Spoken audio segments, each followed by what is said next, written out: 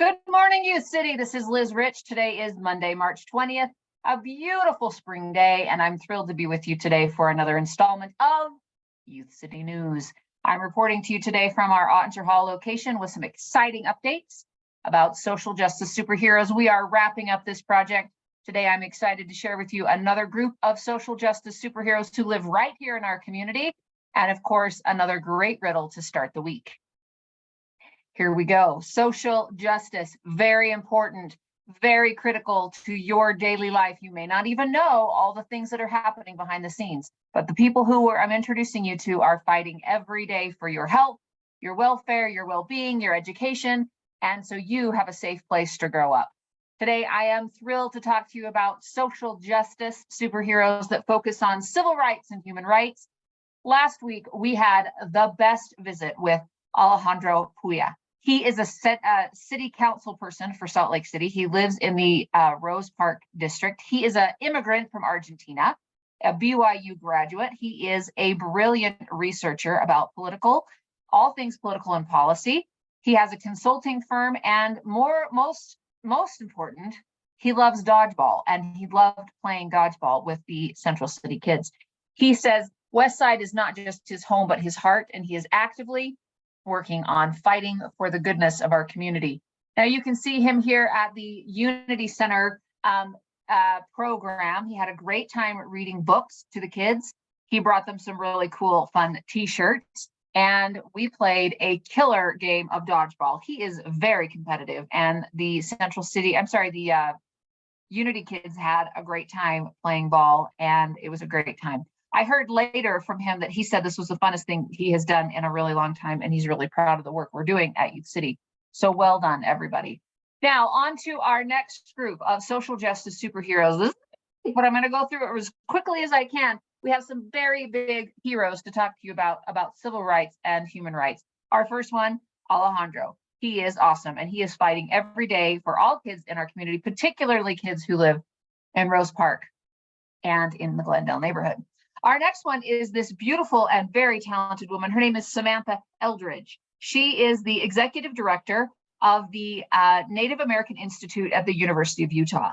She is a compelling professor and a huge advocate for rights of all people, but particularly Native Americans who live in our community and throughout the country.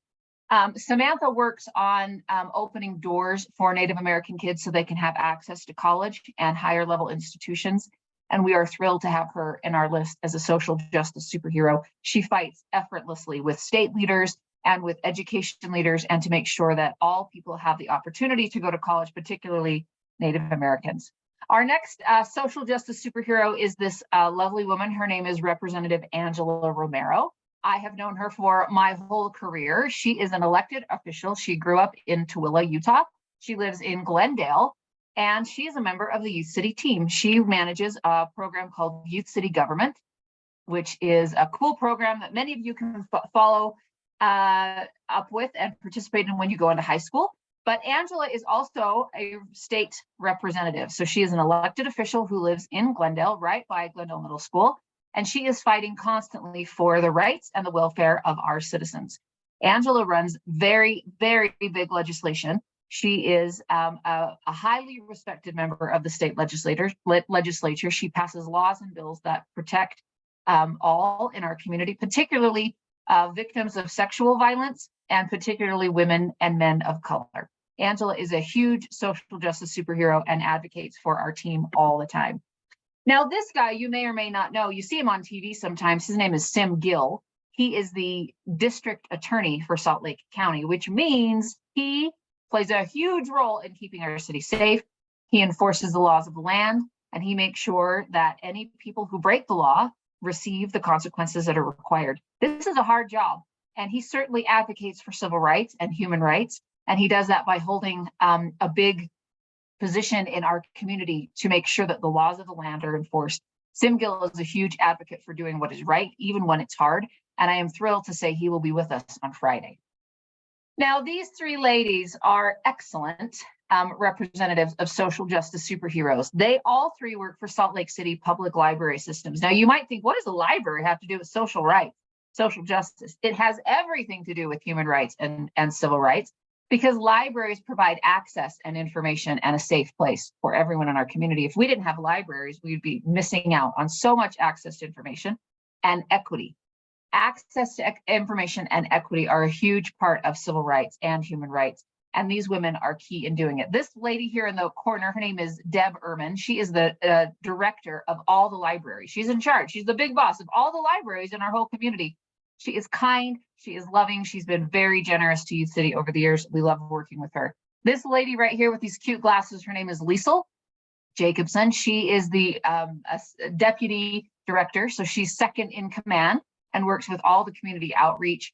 Liesel is always advocating for what is best for the community, not maybe what's easiest for the libraries, but what is best for the community, making sure that people who had didn't have access to computers or information had it during COVID. And she's a huge advocate for reading. Right here, this woman here in the pink is Brooke Young. She is one of my favorite people in the whole community. She is the director of the Glendale Library branch. If you live in the Glendale neighborhood or have ever been to this library, it is such a fun place.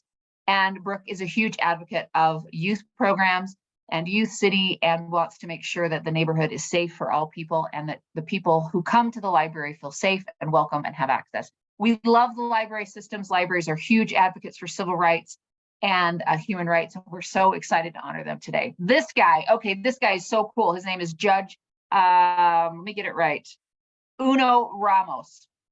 He was the very first judge of Asian descent in the entire state of Utah. He is a professor at the University of Utah, and he has a huge reputation for fighting for immigrant rights and fighting for rights of all people, particularly those who have been discriminated against. As a judge in Utah, he held a huge position to make sure that the laws of the land were upheld for all people of all countries and all nationalities. He is a huge social justice hero and someone truly to be honored. Now, this woman here, her name is Sandra Hollis. She is also a representative and lives in the Rose Park neighborhood. She advocates in our community oftentimes for women and family, and is a state legislator. So she makes laws and rules and helps make sure that everything is as fair as it can be. This last session, the state legislator had a very, very tough job, and they were advocating for access and equity for all people.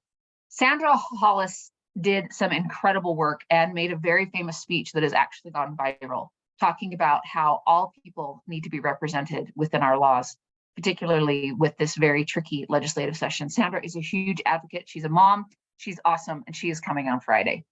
Now, this guy is one of my favorite in the entire world. His name is Dr. William Smith.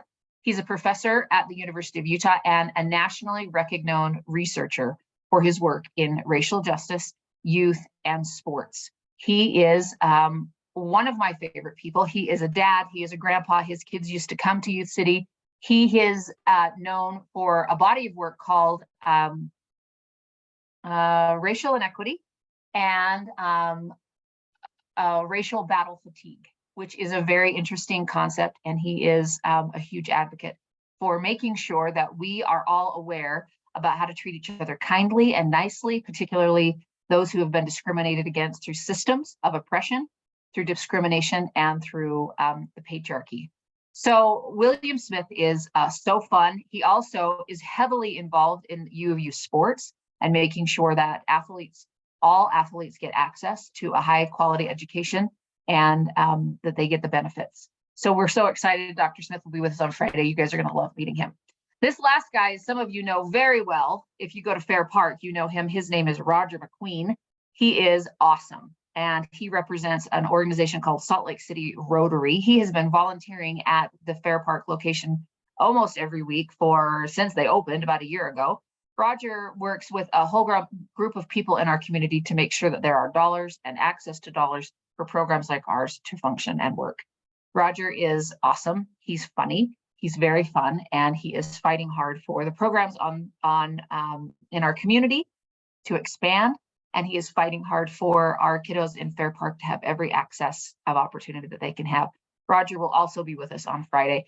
Friends, these people just represent a small sampling of the goodness of our community, and I am so thrilled to have them with us. Now, on to our riddle. You did a great job last week. Your managers will be paying out your prizes.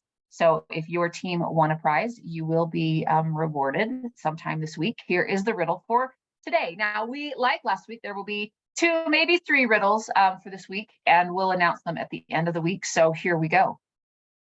Challenge number 5. What kind of coat can be put on only when wet? What kind of coat can be put on only when it's wet? Think what you know about coats, think about what you know about wetness, and talk to your teams together, work with your YCLCs, and report your information by 5 o'clock tonight. That is all for today. Thank you for watching. Go ahead and make a difference in our community today. Thanks for all you do, and we will see you next time. This is Liz Rich with YouthCity News signing off, and goodbye.